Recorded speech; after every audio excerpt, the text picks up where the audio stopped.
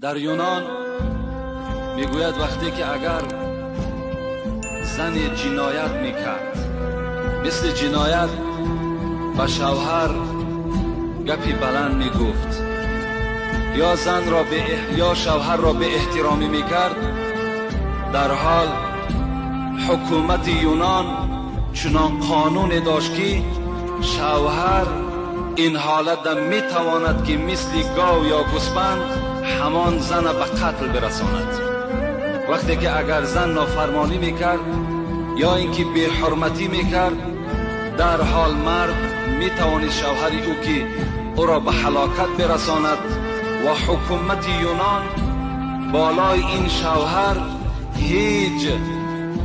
هیچ محاکمه نمی کرد و شوهر را هم به دادگاه نمی کشیدند، به محکمه نمی بردند، زیرا که شوهر این حق داشت. دیگر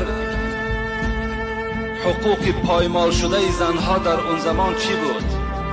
میگوید زنها حق خرید و فروش نداشتند، یعنی زن هیچگاه نمیتوانست که با پولی در دستش داشته به دکان رود یا به بازار رود یا برای خود چیزی خرید کند. این ده هم حکومت یونان به اونها حق نداده بود و حتی فروختم، یعنی چیزی که از مال دنیا می داشت وی را فروختن ده هم حق نداشت. وقتی که شوهر از دنیا میگذشت، حال زن چگونه میشد؟ وقتی شوهر از دنیا میگذشت، این زن باید و شاید دوست شوهر خود باید میگرفت، نوابسته که وی پیر است، وی جوان است، وی مالدار است، وی خانه دارد ندارد، اینها هیچ اعتبار نبود. فقط قانون همین بود که شوهر که از دنیا گذشت، زن باید که چیکار کند؟ دوست شوهرش را در نکاح خود باید که درآورد. این دیگر قاعده در دولت یونان بود. و دیگر قانونی که در یونان نسبت زنها حکم فرما بود، این که چگونه ای که ذکر کردم افلاطون و سقراط که یکی از دانشمندهای یونانی بودند، حکم برآوردند که اگر مرد با سبب زندگی قرضدار شود، می تواند که در عوض قرض زن خود به همون آدم پولدار دهد. یعنی در عوض قرض می توانست است که مرد زن خود چکار کند؟ به همون مرد پولدار، از همون مردی که قرضدار است به او تسلیمش کند. این هم افلاطون و سقراط در زمان خود حکم بر این کردند. بدبخترین زنها میگوید تاریخ در یونان قدیم زنی بود که فرزند نمیزایید.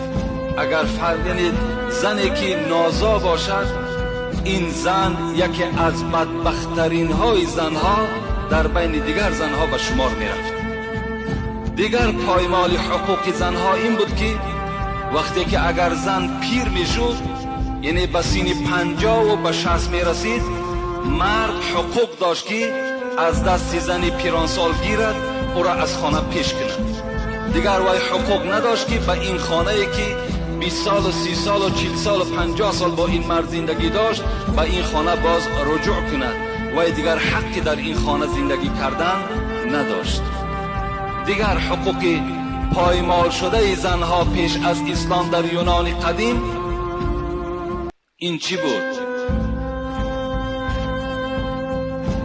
این بود که زن از شوهر میراث نمی برد. یعنی امروز اگر مردها از دنیا گذرند و مال و ملکی که باقی میمانند، همان زن و همان فرزندهای زن از این شوهر میراث میبرند.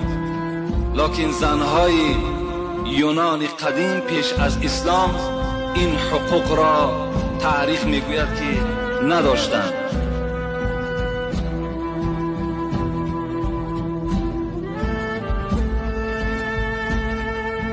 این در یونان قدیم بود.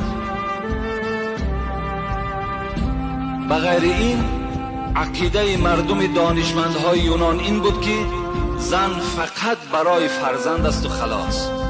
یعنی از زن فقط گرفتن همان طول است، همان فرزند است و بس، و دیگر در هیچ معامله کاری نمی آید مگر فرزند او برای همان دیار و برای همان زمان عزیز بود و خلاص. خود زن دیگر هیچ قدر و قیمت نداشت.